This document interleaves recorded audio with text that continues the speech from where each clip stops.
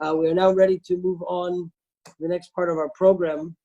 Some people are joining, so it is the essence of Tisha B'Av on a spiritual sort of plane is the dislocation of the Almighty from his own space, so to speak. The Kabbalah, the Kabbalist from Shimbar Yochai in the Gemara and Megillah interprets a verse of promise of return, that not only will the Jewish people return to the land, but God himself, so to speak, returns to his land. In other words, God himself goes into exile and is in a state of somewhat exile as we are. The state of dislocation is something we can all relate to today. We're not sitting in Shul. We're not sitting in front of the ark. We don't have that experience of the hallowness and the holiness of that experience. We're all sitting alone. Yeshev badad v'yidom, as Jeremiah says. We sit alone. We sit without the comfort of friends and community and family. And each one of us in our space is able to experience a little bit of that dislocated experience, which we're supposed to recall and touch on Tisha B'Av. So I just wanted to sort of just connect it to that experience, a very unusual Tisha B'Av, everybody's sitting at home. But at least we have the ability through the communication and technology, especially with Zoom, to be together in a different way and to accept that this is the way God wants us to be together in this Tisha B'Av. I'm going to, in a moment, introduce our very illustrious and wonderful speakers who I look forward to, as you do all, to hear. And I want to introduce our speaker, Grant, with probably the earliest historical revisionism that exists, at least as Jews are concerned. And it takes us back to the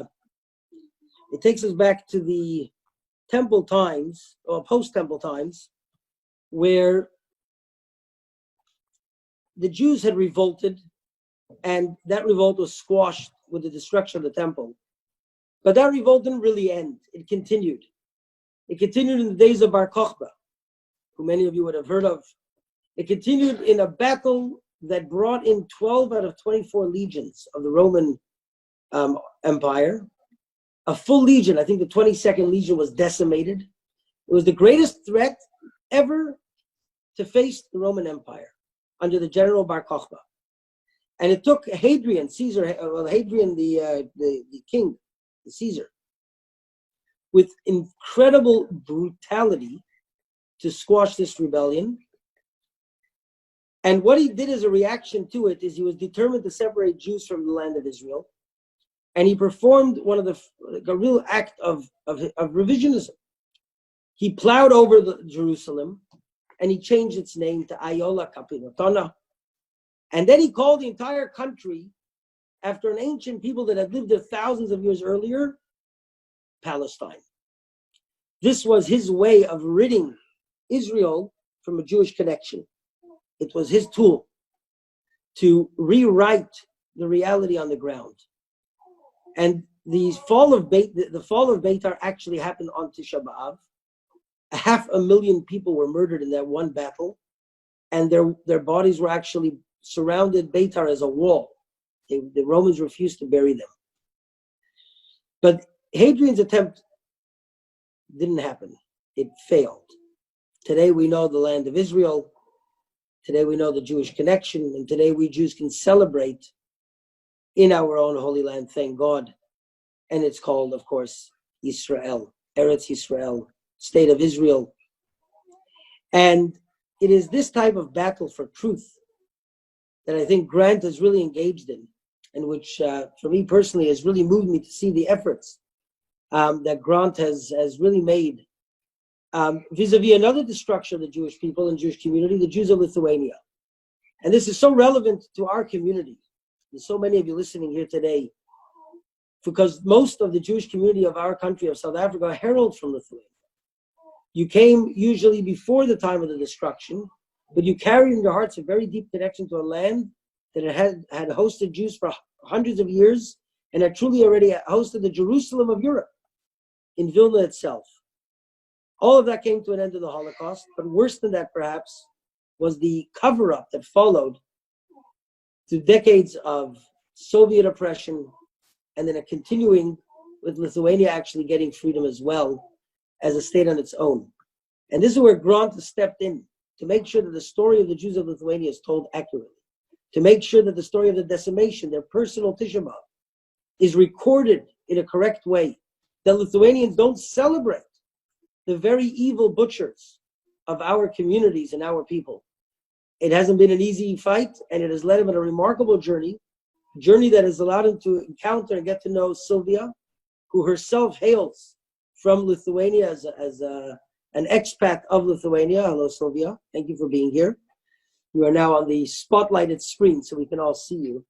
And I'll leave Grant and Sylvia to tell their story, but what moved me when I saw their story, which they told recently at a different event, what moved me so deeply was two people looking for truth and taking it no matter where it ended up. That is truly the hallmark of greatness. It is that bravery that leads to renewed and strengthened understandings of ourselves, strengthening of our societies, and a world that can live in peace, as the prophets foretold, with the rebuilding, God willing, of a third temple, which will herald that peace as well. So I hand over to Grant at this time. I thank you for coming. For those who know Grant, he is an ex-South African, if you can say that.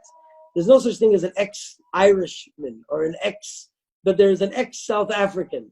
Grant grew up in PE. I got a bunch of calls from my friends who herald from PE, very excited that the kid they grew up with will be speaking here tonight, and they're on the Zoom tonight as well.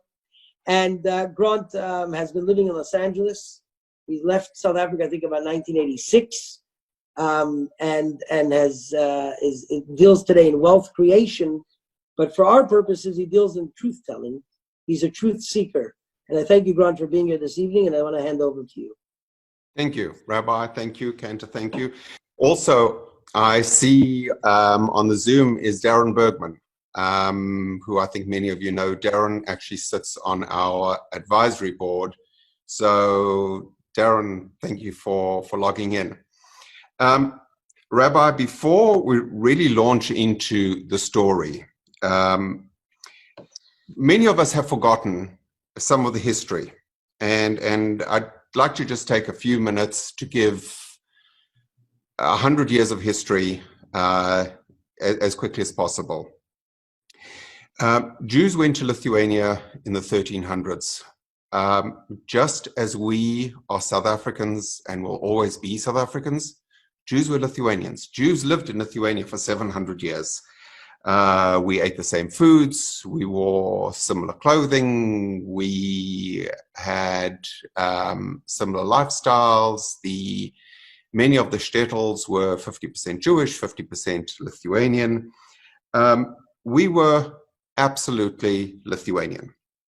So the question has to be asked, how did a bunch of Lithuanians end up at the bottom of Africa for the last 100 years?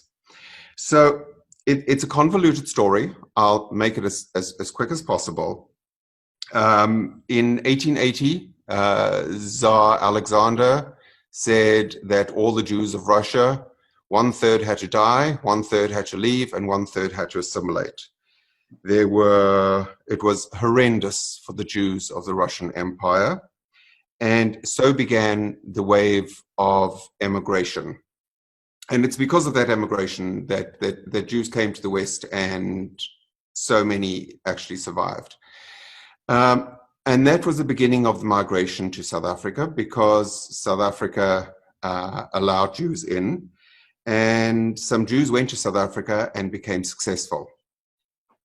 Then you move on to the 1903 Kishinev pogroms.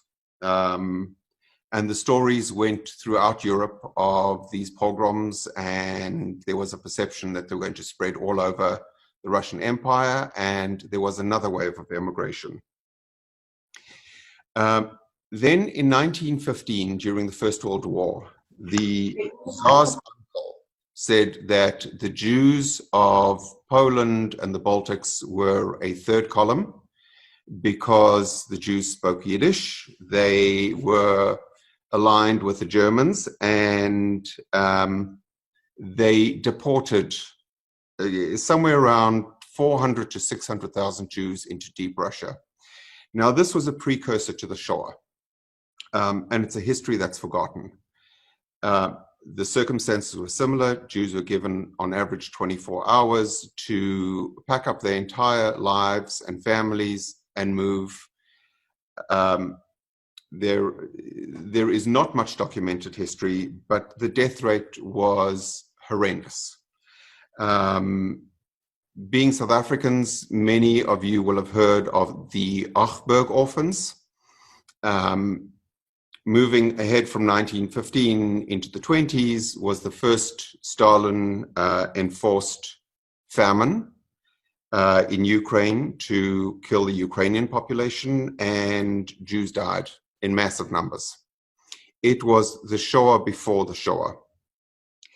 And Jews went back to Lithuania, and then that was the major migration from Lithuania to South Africa.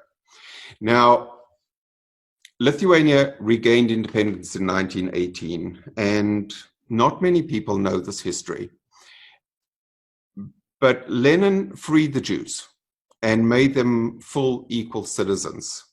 So in the negotiations for Lithuania's independence, there were Jews on the Russian side negotiating with Jews on the Lithuanian side for Lithuanian independence. And the Lithuanians, so many Jews had emigrated and were now in business. The new Lithuanian authorities needed financing. So they went to the Jews and they said, if you use your family networks to raise money for Lithuania, we guarantee you full equality in the new Lithuania.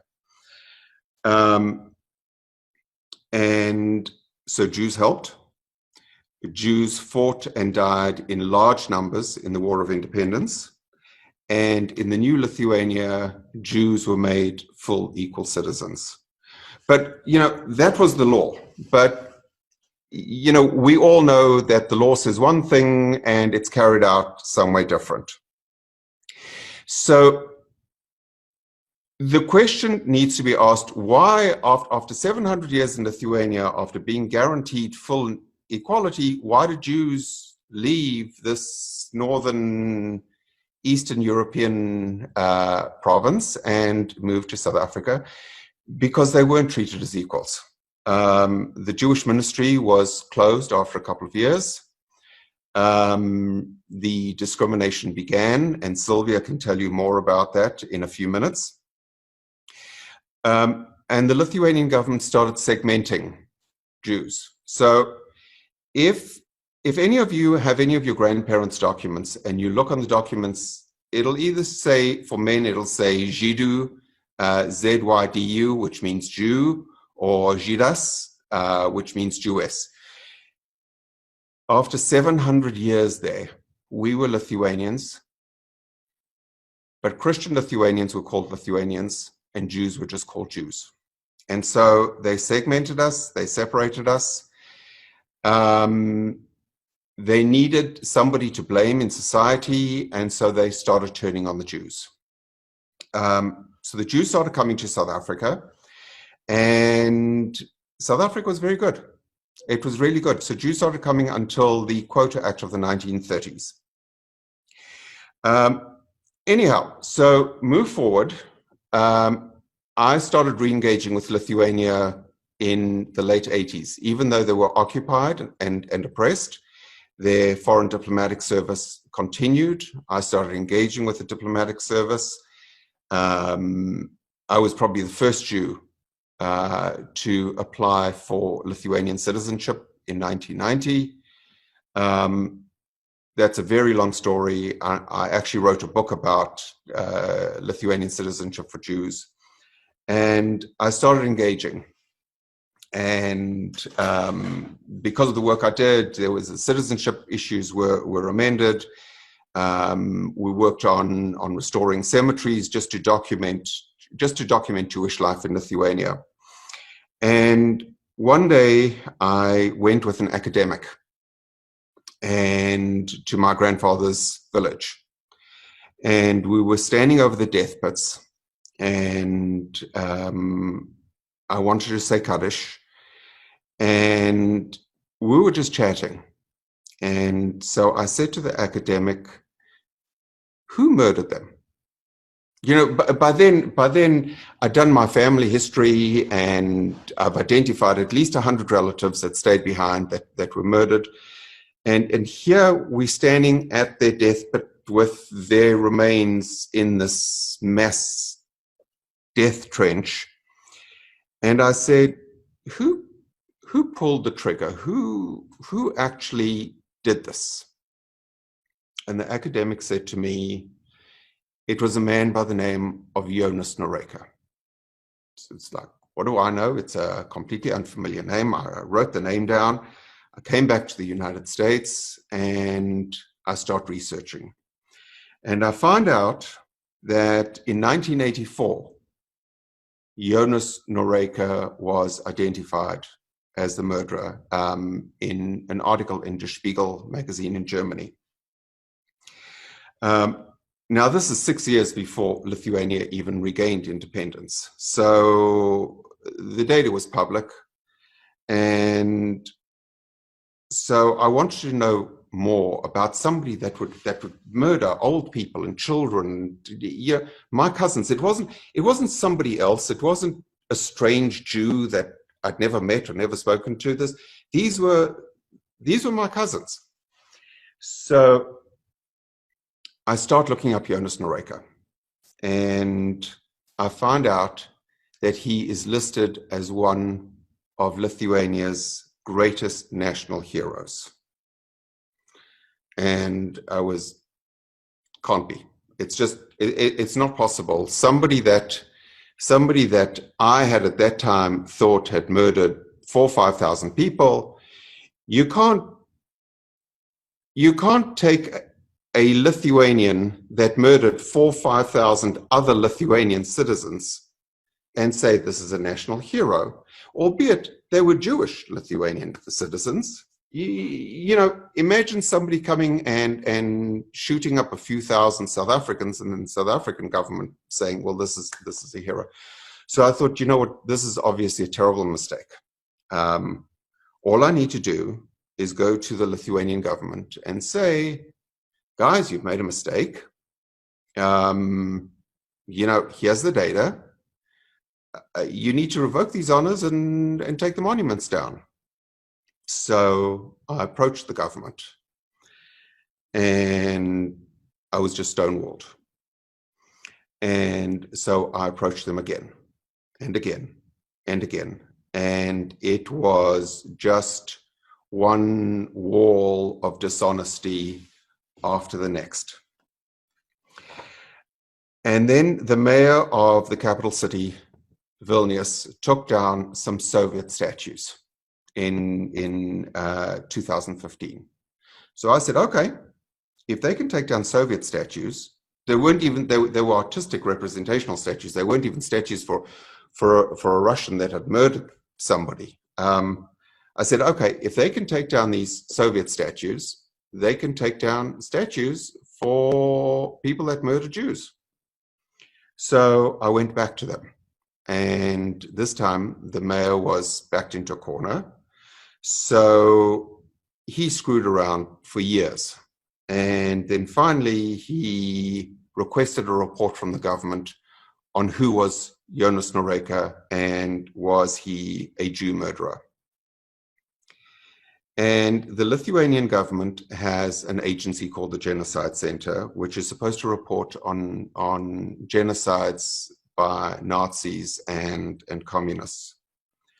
And they came back with this totally Holocaust denial report. It was, I mean, I've been engaging with Lithuanians for 30 odd years, but even then I was astounded that there could be such historical revisionism when the facts were this open, this widely reported.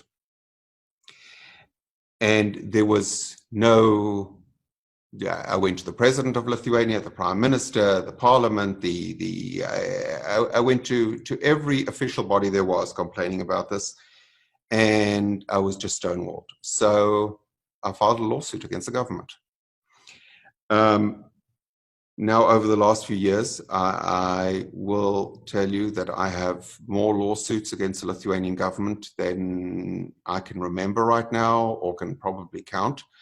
I did a listing of just some of them and was shocked myself at how many times I've sued the Lithuanian government. In all that time, there has never been, the foreign minister publicly admitted that Noreika was a murderer. And the mayor of Vilnius has admitted, but the rest of the government has been absolutely uniform, and the courts have been absolutely uniform. Grant, how did you get to Sylvia and this whole thing? Okay, I'm going to get there in one moment. So I'm looking up Jonas Noreika, and I found out he came to the United States. I mean that his wife and daughter came to the United States, and that his granddaughter was a Lithuanian nationalist. And I read a report from probably 1995 that Noreika's granddaughter had written that said what a magnificent hero this man was, and I wanted to throw up. So I knew who she was. Her name was Sylvia Foti. And I thought, you know what? It's not her fault. So I didn't contact her. And my lawsuits against the government started getting some press. And one day I'm sitting at my desk at work, and an email comes across, and it says, "Hello, Mr. Gochin. My name is Sylvia Foti. I assume you know who I am. I'd like to talk to you if you're willing to talk to me." And my hands started shaking. My skin got clammy. I started getting palpitations. Here is the granddaughter of the murderer contacting the grandson of his victims, and she wanted to talk to me. So with that, Sylvia, why don't I hand this to you? Thank you, Grant. Thank you all for inviting me and listening to the story as well. I'm in Chicago, and I was born in Chicago.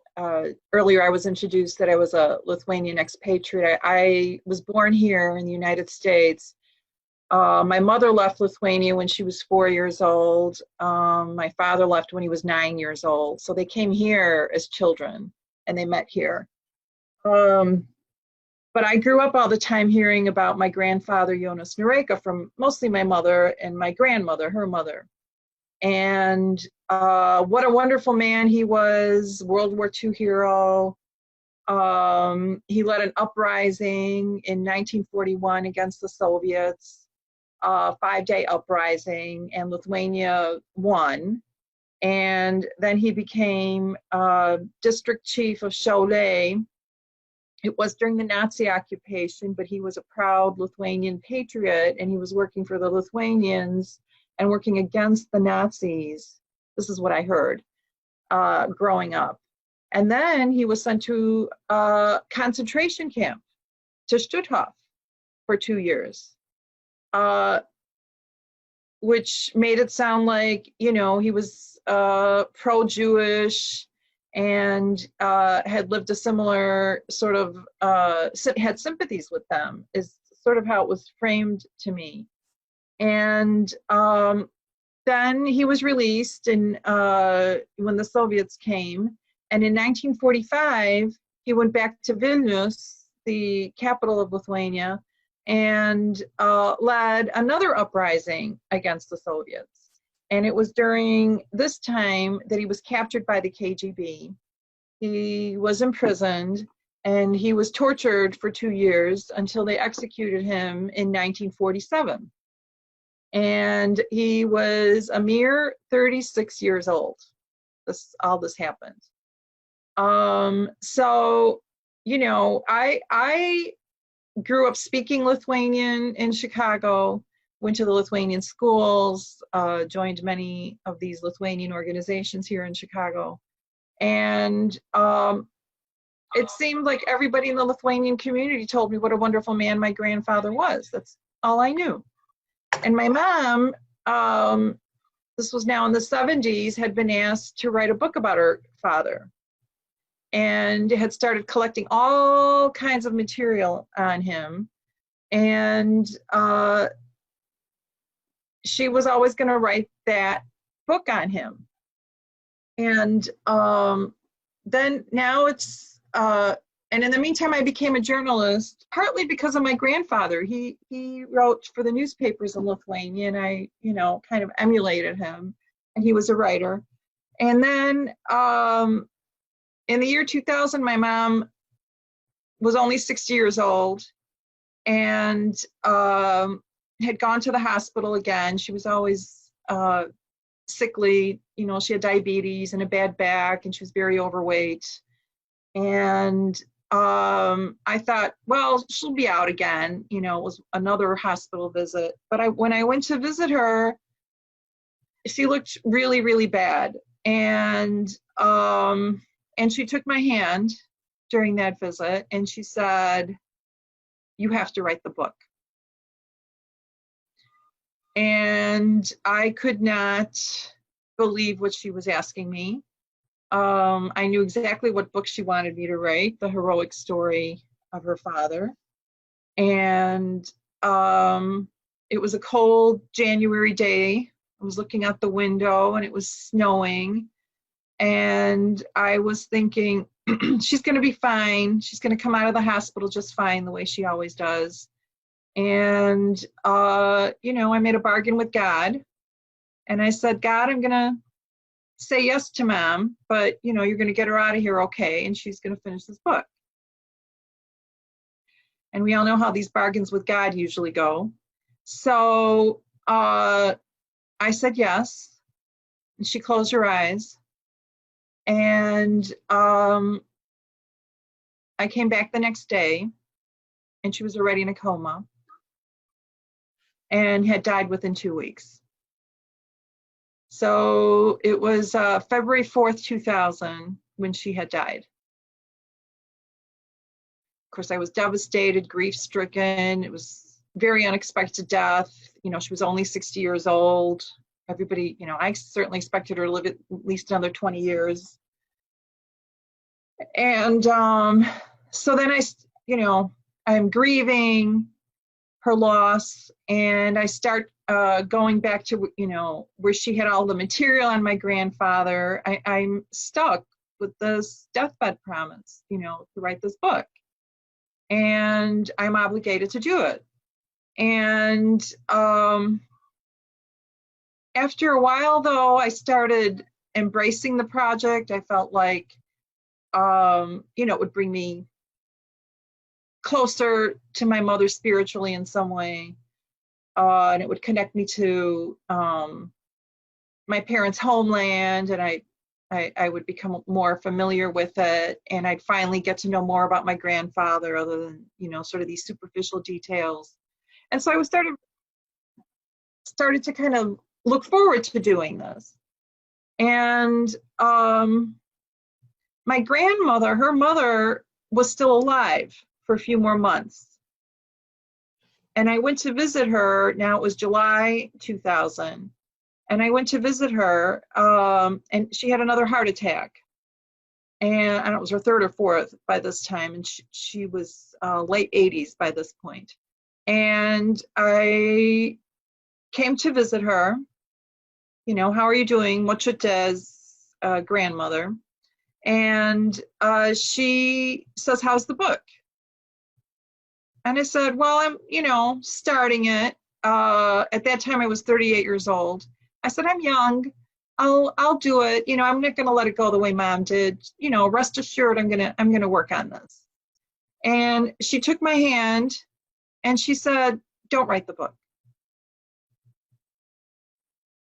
And I said, what are you talking about, Muchita? She said, just let history lie. There's no need to dig around in all that. And I'm like, but I promised Mom. I have to do it. It was a deathbed promise, and I promised her.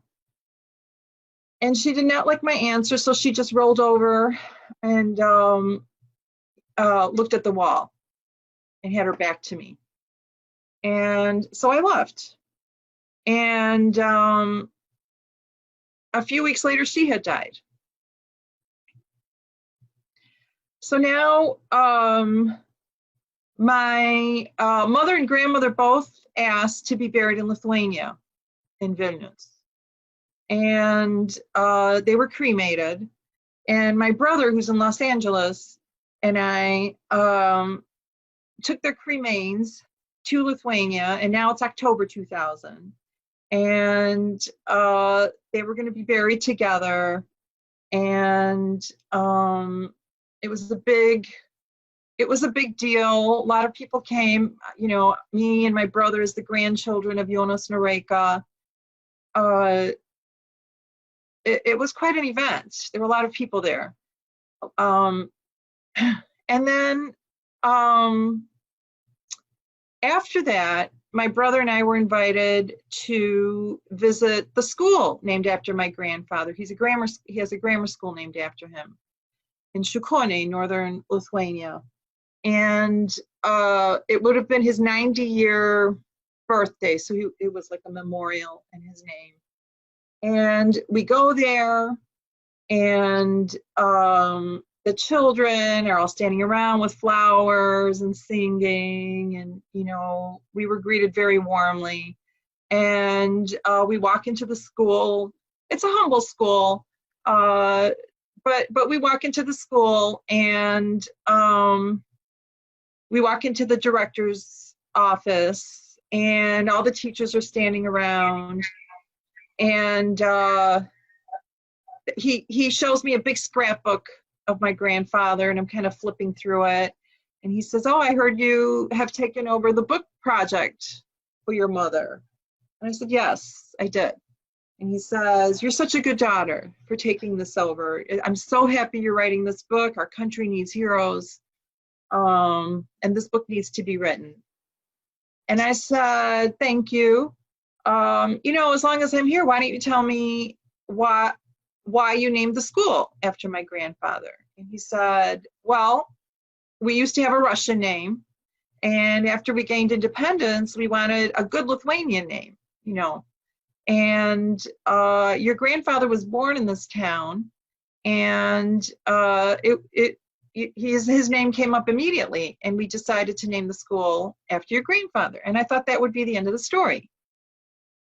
And then that's when he pulled me aside, and my brother, and he said, "But you know, I got a lot of grief over naming the school after your grandfather." And I'm like, "What kind of grief did you get?"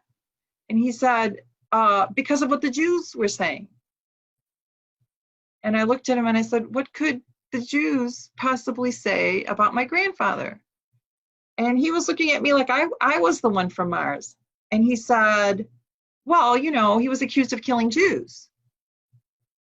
And I said, "What?" And I almost fainted right there on the spot. I was breathing heavy, and my heart was racing, and I had to sit down, and it was just a huge shock to me to hear this.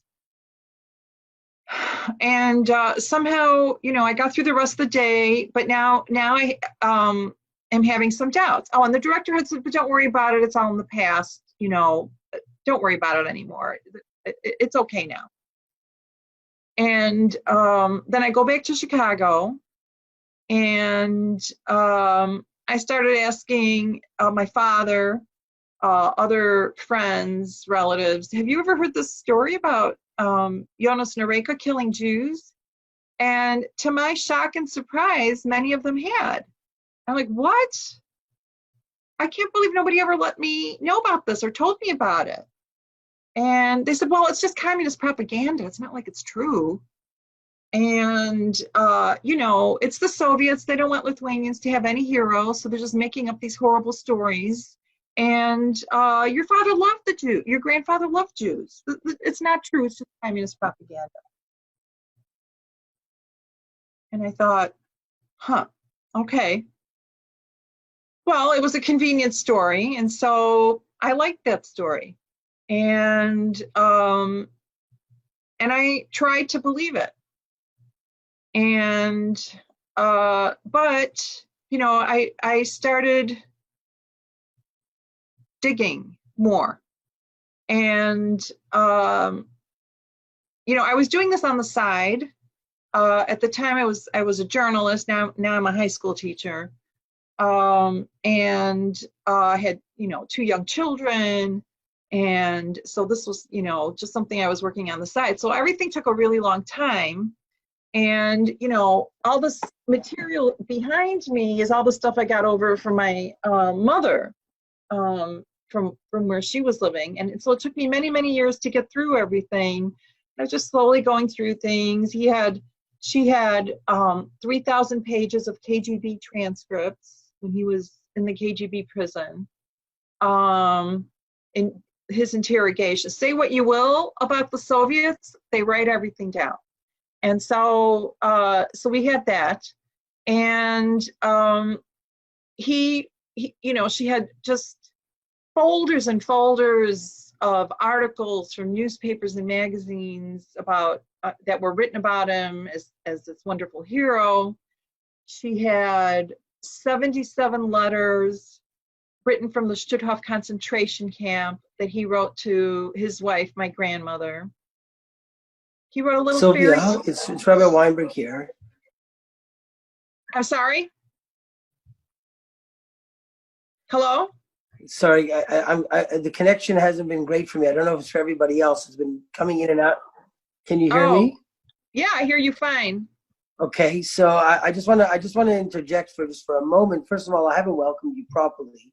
I just want to thank you for coming all the way from Chicago to Cape Town tonight. It's really appreciated, and it's an absolutely the drama of what you're saying is so powerful in the sense of growing up with one belief, and I can just sense how you're sort of inching towards this realization, this thing that you can't actually block out. And I'm just wondering, what was the point where you actually realized that this was going to be a very different story for you? It was about 10 years later. I, you know, was still going through all this material behind me, and stuck in one of these folders, sort of randomly, was this brochure that he had written called "Raise Your Head, Lithuanian." And I'm like, what is this about? And, you know, by this point, in the 10 years, I'm thinking, maybe I can exonerate him. You know, maybe I'll prove how wonderful he was to the Jews and what a wonderful hero he was, and I'll completely dispel these rumors. And, but when I found this brochure, this is where I really started to worry that there was more to his story that I did not know about. And this brochure, he wrote in 1933. He was a 22-year-old man at the time. He was already with the army. And it says, "Raise your head, Lithuanian." And he's basically talking about how the country has been invaded by foreigners, the Jews, and how they took over all the businesses, and how they have all the money, and they have all the professional positions. And that's not right. Lithuania belongs for Lithuania, not the Jews. And it's like this for 32 pages. And I'm reading, and I'm reading, and I'm reading, and I'm getting sicker and sicker and sicker. And by the time I was done, I wanted to burn that thing, because I thought, he's 22 years old, and I could already see how, you know, horribly anti-Semitic he was. And I thought, this is not going to help me exonerate him at all. What am I going to do with this? And the the granddaughter wanted to burn that thing, but the journalist in me knew I couldn't do that. And so I just put it aside. And so that sort of opened me to the possibility that I need to look, this is a really serious thing, and now I need to see what's behind this. And so after that, I was more open to it. And I guess, your frame of mind has everything to do with what you're going to find. And by that point, I was willing, reluctant, but willing to dig where I had to go. And I'm Catholic, and I'm a practicing Catholic, and I pray a lot, and I've been praying every single day. God, I don't know why I am writing the story, but all I want to do is write the truth. And so my faith is probably the thing that got me through this the most. And so after that, I started finding documents to show that he was an active participant in killing Jews. So when he was in Shul, as the district chief, he wrote orders. And this was already during the Nazi occupation. And I read these are on my website, orders by Jonas Noreika. But basically, he wrote one order already discriminating, against Jews, how they have a curfew, and they have to wear the star, and where they can walk, where they can go, what they can buy. So like this whole document filled with that. So that was already in July 1941. And then in August, he wrote this order to round up all the Jews in the Shul region, which is a very large region. It's like the entire northwestern portion of Lithuania, and send them to Žagarė, which was a ghetto. And they all had to be brought there by October 1941. And within a few days after that, they were all murdered. So that document probably was the thing that really, really convinced me that he was a much bigger player in this, and he was not just a bystander, and he was not very reluctant. And he had the position, he had the means, he had the agency, and he had the anti-Semitism in his heart. And so I just sort of put all that together, and by that point, I got angry. And so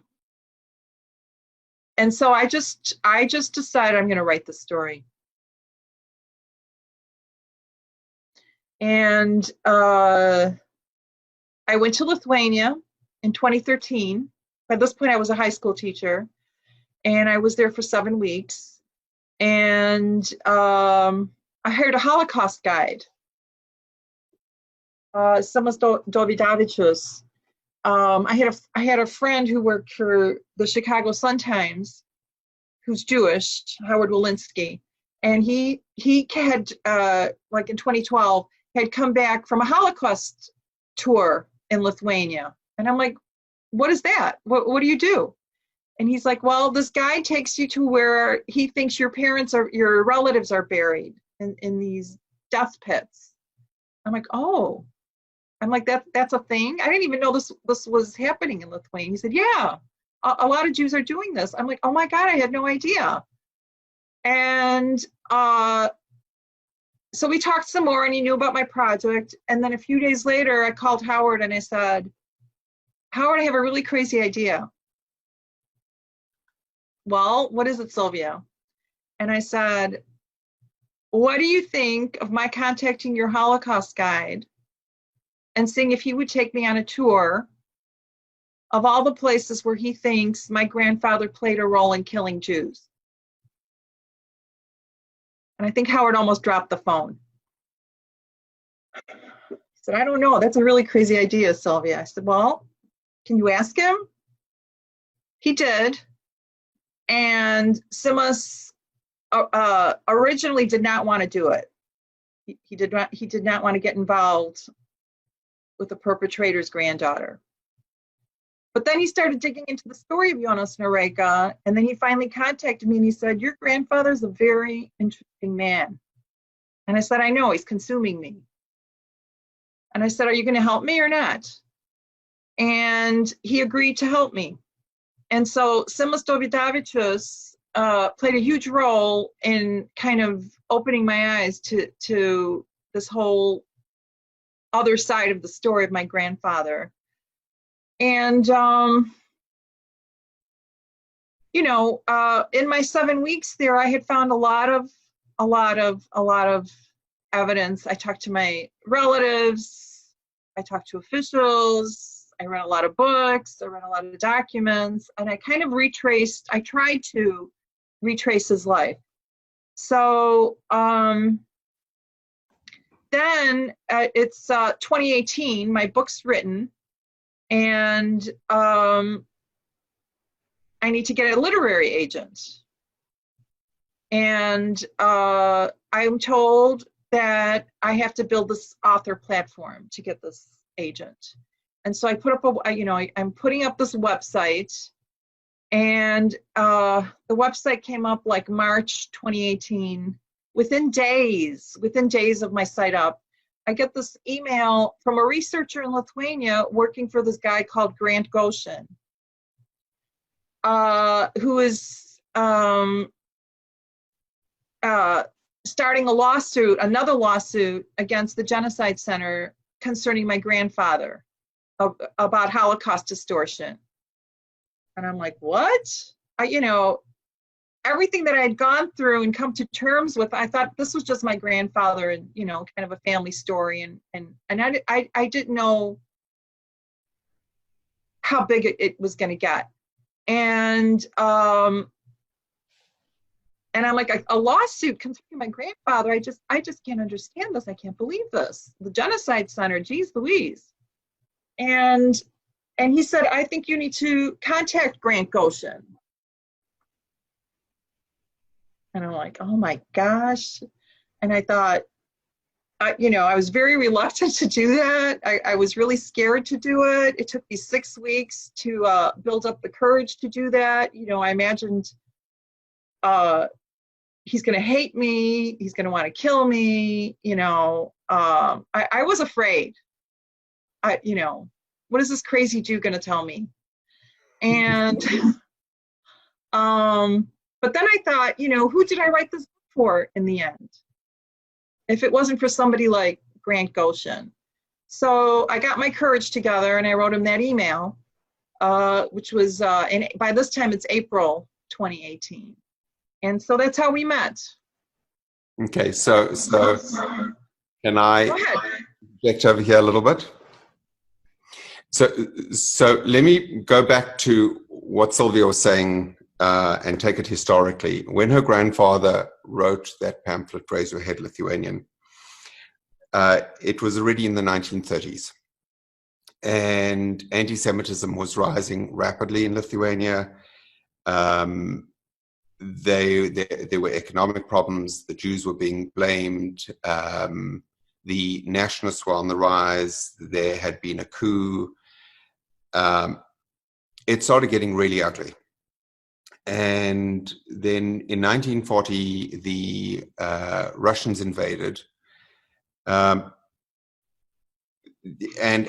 Jews were blamed for every single thing that the Russians did. The amount of anti-Semitism rose rapidly, and Lithuanian nationalists allied themselves with the Nazis and were looking for Nazi support to regain independence. So the context of when he wrote that, it was the start of a very anti-Semitic period. So let's go back to the call that Sylvia placed to me. So I get on, I said, Sylvia, I need a couple of days. I mean, it was too emotionally shocking for me to talk to this woman. So we set up a time, and she picks up the phone, and she says to me, I've read all of your research, because I make all of my research public. And she said, I agree with everything with all of your research results. She said, except for one item. So I'm immediately suspicious of. She's Lithuanian. She'd written that horrendously nationalist article.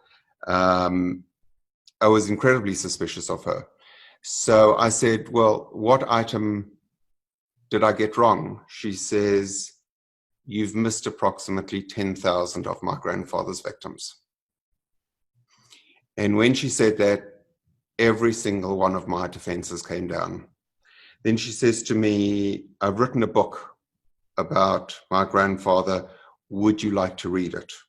So I said, yes, absolutely. Expecting, still suspicious, still expecting distortion, substitution. So she emails it to me, and I start reading it, and I didn't get up until I finished it. When the book is released, it is the most unbelievable reading. She just peels back the layers of the deceptions, of the fraud. Sylvia says to me on the phone, she said, what the Lithuanian government has done about my grandfather has to be the biggest cover-up of the 20th century. What Sylvia didn't know at that time was her grandfather is only one of a large number of murderers of Jews that Lithuania has revised into their national heroes. Her grandfather is not one alone. He's one of very, very many. So many, in fact, that I've actually questioned, is having murdered Jews a criteria for Lithuanian hero recognition? But I don't believe that to be the case, but it's actually that common. And then Sylvia wrote a letter of testimony to go along with one of my lawsuits against the government for Holocaust revisionism and distortion. To date, I've had 3 appeals to the public prosecutor to charge the Genocide Center with Holocaust denial, all 3 denied. I went through the entire administrative court system to the Lithuanian Supreme Administrative Court, trying to get these certificates of good conduct revoked, and the Genocide Center investigated. The Supreme Court denied it. I've now gone through the lower court and the appeals court in the civil courts in Lithuania to try and get truth. I'm waiting for my case to be appealed to the Lithuanian Supreme Civil Court. And then I will have shown that there is absolutely no path to truth-telling about the Holocaust in Lithuania, and I'll be taking the case to the European courts. So with that, why don't we see if anybody's got any questions?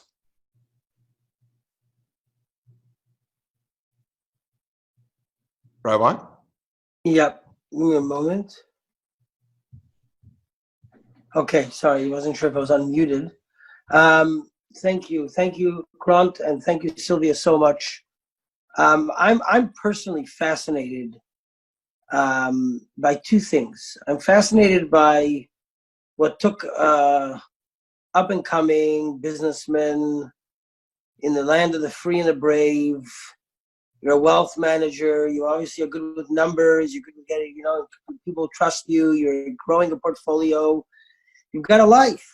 And I'm fascinated that you've dedicated so much time to, albeit relevant events, but events that took place halfway around the world.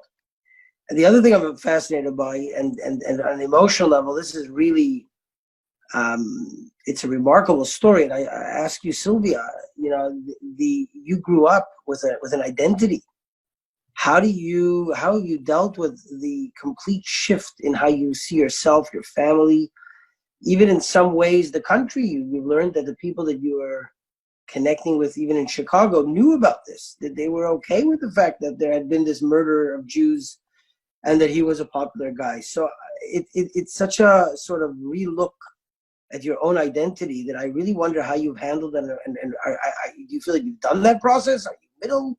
You know, we have a word in Hebrew of teshuvah, which is, in English would be repentance. You have nothing to repent for, but your entire life is completely upended in the way you view yourself and your history. It has to be to some degree. So I'm wondering, how have you gone through that process, and where do you feel you are in that journey? I'm not going to lie to you. It was a very difficult emotional process. A lot of tears shed, a lot of nights not sleeping. I maybe drank too much wine along the way to cope. I went through every single emotion that is possible, I think, for this. It was a very difficult way for me to, you know, with my identity. I was a very, very proud Lithuanian, thought that we were the victims all the way through. And I could not believe, until I finally did, of how dark the soul of Lithuania can be when it came to the Jews. And I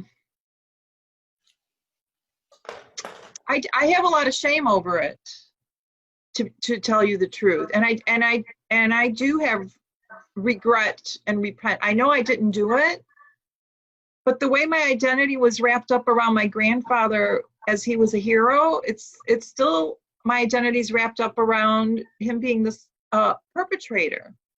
And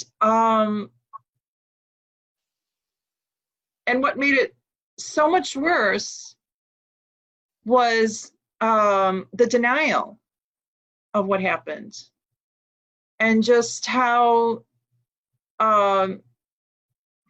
many Lithuanians do not want to accept what their ancestors did. It's hard. I understand why they don't, because it's so hard. And like I said, for me, it was like almost a 10-year process until I got angry enough to where I said, come what may, I'm going to find this out. And that's where the journalist took over and kind of pushed the grandfather aside.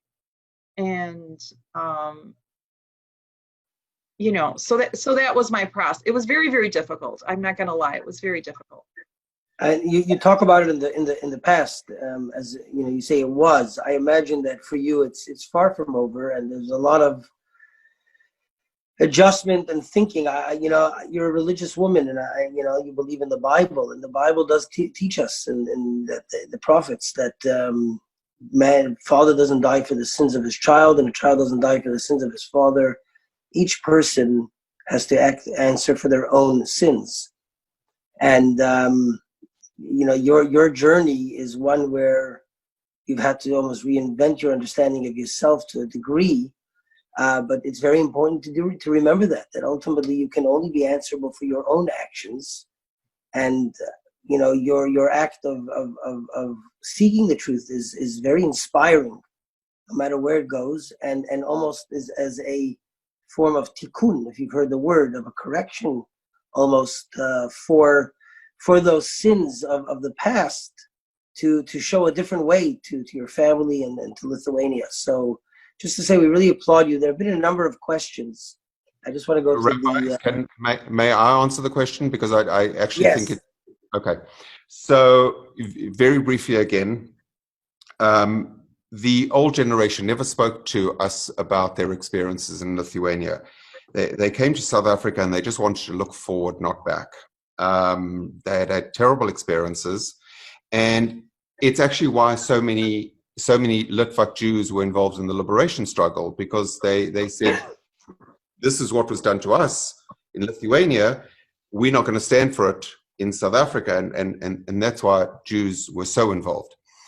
My grandfather did talk to me, and he did tell me stories, and I was fascinated. So I engaged with the Lithuanian diplomatic corps starting in 1989, and he said to me, a Jew is a Jew, a Lithuanian is a Lithuanian, a Jew can never be a Lithuanian, and a Lithuanian is never a Jew. And I was appalled. It's like somebody saying to me, well, you're not a South African. And I was one of the very first tourists to go to Lithuania. I went in 1992.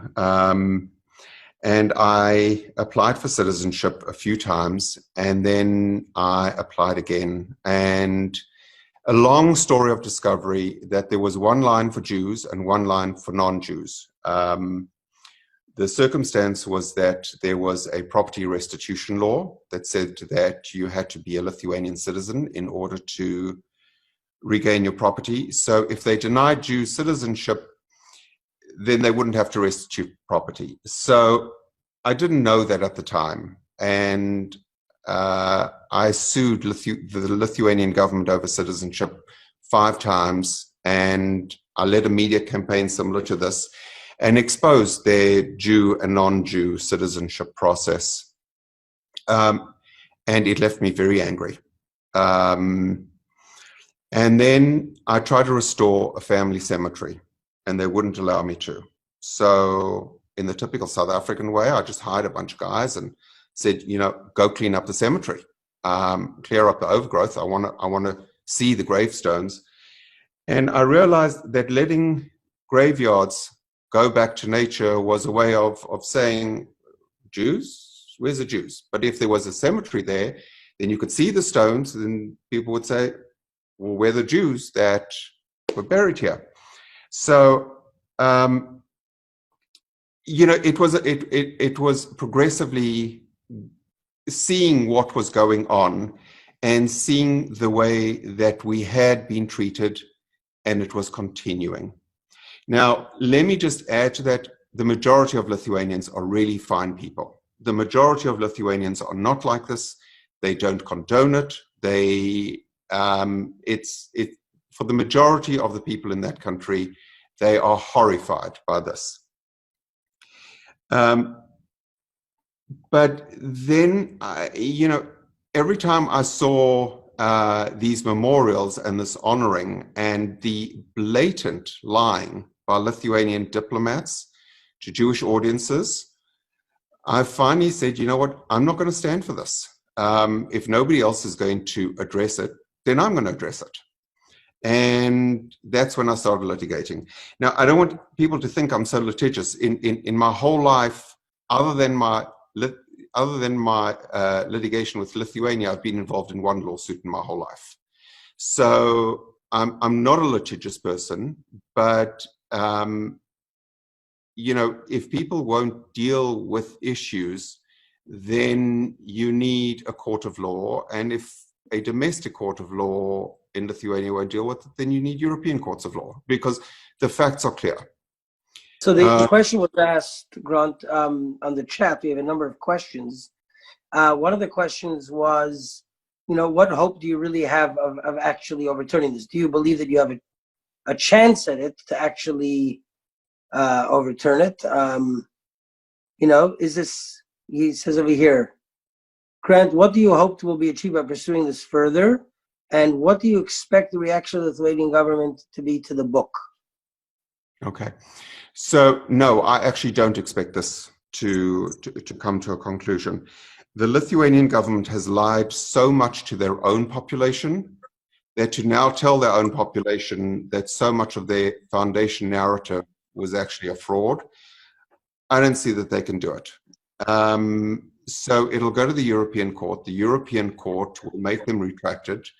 They'll say, look, it's the damn foreigners. We know what the truth is. And that's how it'll end.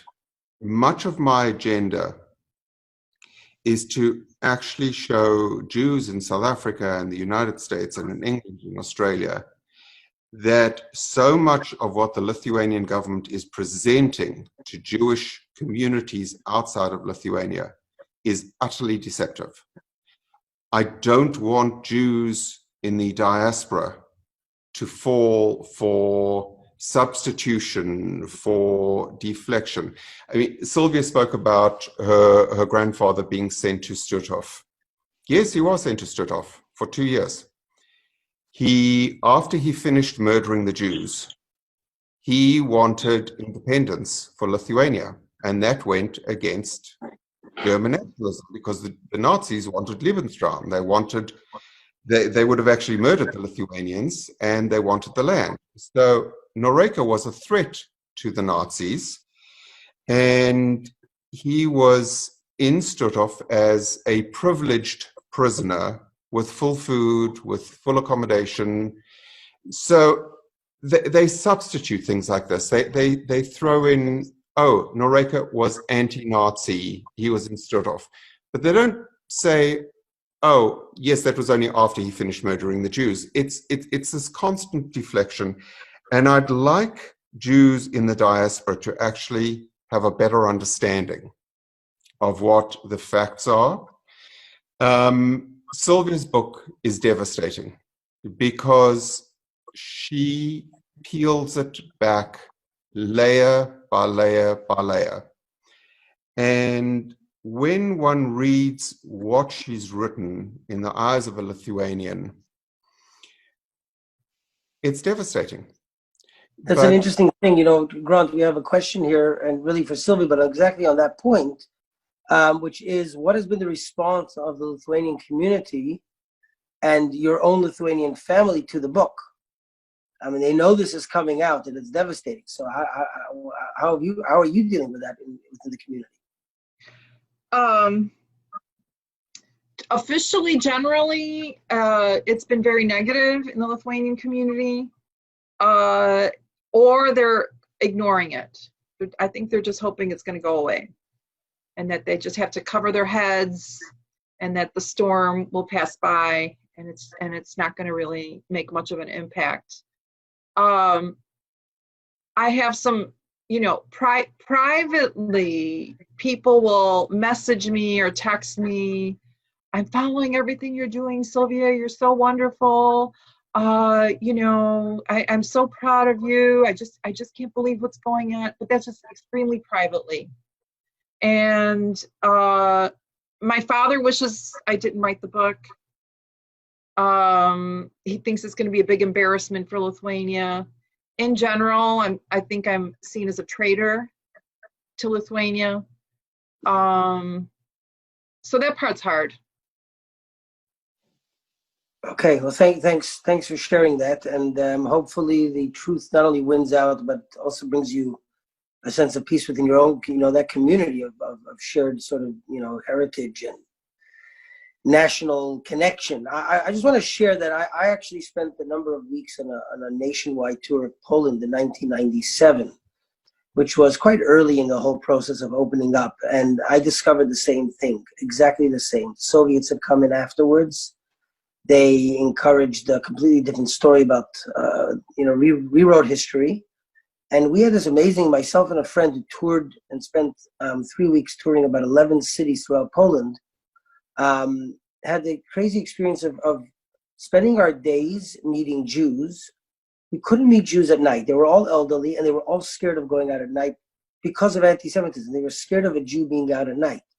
So we could only meet them by day, and at night we spent our nights talking to non-Jews, to Gentiles, and exposing their history. I'm of Polish descent. My grandfather is a survivor of a very large family, and it was an amazing experience. And and in fact, I spent a year in Russia, and in Russia you have the same thing that Grant described, where to Jews you can't call them a Russian. If you say "Ruski человек," they get insulted if you call them a Russian person. They say "Нет, я еврей." So it's so ingrained in the Russian mentality as well that there's Jews and there's Russians, and I never realized what that meant until I heard it from Grant today. I'm just gonna conclude with another question or two, and then ask each one of our panelists to share a final point. a very interesting question was to Grant, how do you feel about so many Jews taking up Lithuanian passports today? I urge every single Jew that has the ability to take citizenship. It is, they fought.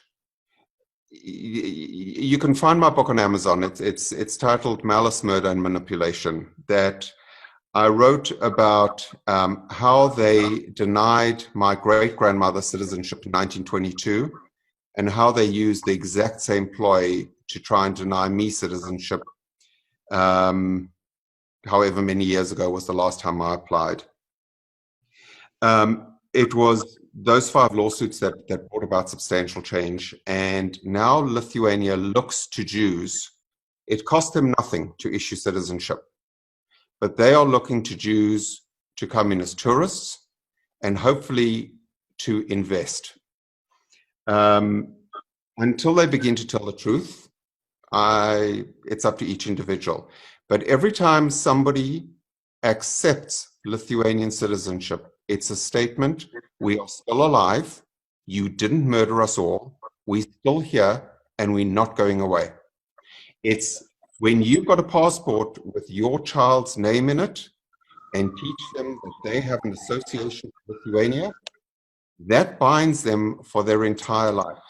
And hopefully they'll learn and study the history and recognize how fortunate we were that our grandparents left when they did, and that we're alive purely by chance, because had our grandparents stayed, they too would have been murdered. Yeah, I think it's actually a pretty good summation there. I'm going to ask Sylvia just for a final thought, and then I'll hand over to Rabbi Hecht just to wrap it up.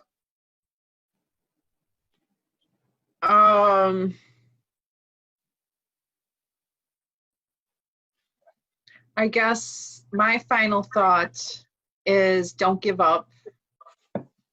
I believe the truth will come out. I believe Lithuanians will embrace the truth someday, maybe after my death, even, but someday. My book is coming out in May 2021. The title is The Nazi's Granddaughter, How I Discovered My Grandfather as a War Criminal. So, and it'll be coming out in Spanish first, maybe in August is the latest date, because of this COVID virus. Everything keeps getting pushed back.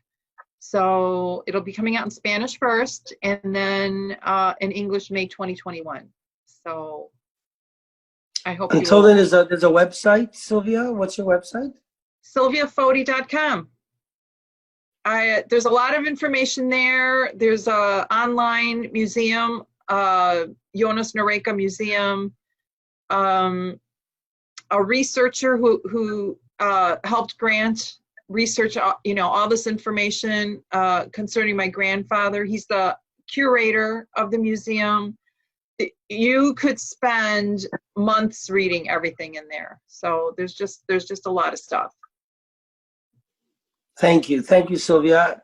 I just going to go back to Grant for a moment, because there was a question that I thought was really good and I didn't get to it, and that was, with the Jews' history and such a visible history in Lithuania over centuries, is that history still visible or somehow visible today in Lithuania as well? Some of it's visible. And there's a Jewish tourist trail, and there's Jewish cemeteries that we've restored. But if you go with a real guide, somebody that can actually educate you on what you're looking at and what you're seeing, give you the history and the context, it's an incredible journey. But it's not easily apparent to an uneducated eye. There is enough written. There is that people should educate themselves, because the odds of being a live genetic Jew are so slim and remote that we should recognize how impossible our lives are in the context of 2,000 years of persecution, which is why this is on Tisha B'Av, and how random that our grandparents decided to leave. We should educate ourselves. If we don't educate ourselves in what we came from, where's the path moving forward? Thank you. And thank you to Ivy Jaffe, our cantor, who actually is sort of related with Grant, for bringing it to our attention. And I now hand over to Rabbi Pinier. Thank you so much. What can I say? Firstly, a very big thank you to Grant and to Sylvia. Thank you for taking your time out of your days to spend a really significant amount of time sharing the story with us this evening. I can just reflect on my experience in listening to the story, and I can assume that many felt the same way. I mean, absolutely riveting from each of your personal journeys of discovery to the moment that you first encounter and then move on to engage with each other. I felt the chills. I was moved to tears a number of times as each of you spoke. And it just speaks to how real and relevant it is. So a big thank you. And, Grant, you mentioned this, if I can't say it's Grant Gochin in America and Grant Gochin here, hey? Yes. Yes. So Americans can't say the stuff. Yes, I know. With the heft, I got the same problem. I think you wrapped it up so beautiful in your final comment. The relevance, firstly, to Tisha B'Av and the responsibility and the great privilege that we each have as survivors. Each of us as Jews in this world in the 21st century, our survival is miraculous. And it reminds us of an incredible story and a history, and with that, an incredible responsibility going forward. I must tell you that the real kind of revelation for me was the fact that you're willing to go forward with this, knowing that you won't get the results you hope for, but explaining the intention. And I think it's honorable, and yeshakach. Yeshakach for doing that. It should bring honor to the memory of all those who lost their lives, as we would call it, al kiddush Hashem, for being Jewish, for passing on that identity. And please God, it should have the desired results. And I suppose the broader idea is that with such truths being exposed, we can ensure that actions like this never happen again in our world. So thank you so much.